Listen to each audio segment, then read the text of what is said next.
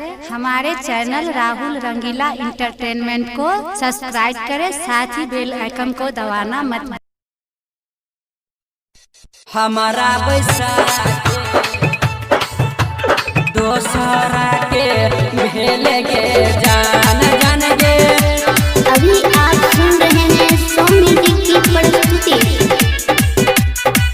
डोलिया छोड़ के जाई छे अपना ससुरबा, कौने कसूरबा भेल गे जान। डोलिया छोड़ के जाई छे अपना ससुरबा, कौने कसूरबा भेल गे जान। दिलवा के धड़कन में हमारा बैसाखे, तब किया दोसरा के भेल गे जान जान गे।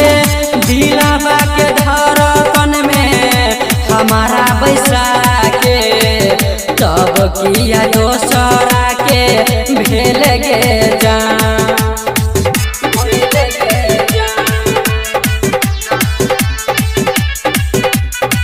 जेकरा से प्यार केले वो करे भूले लाई, शीशा नियन दिलवा के चूरा चूरा के लाई, चूरा चूरा के लाई।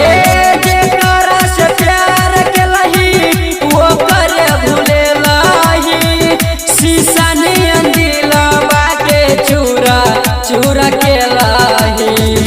मेहदी रचाई के ममिया सजाई के, हमारा अकेले छोड़ा दिल गे जान। दिलवा के धड़कन में हमारा बैसाखे, तब किया दोसरा के भेल गे जान जान गे। दिलवा के धड़कन में हमारा बैसाखे, तब किया दोसरा के भेल गे जान।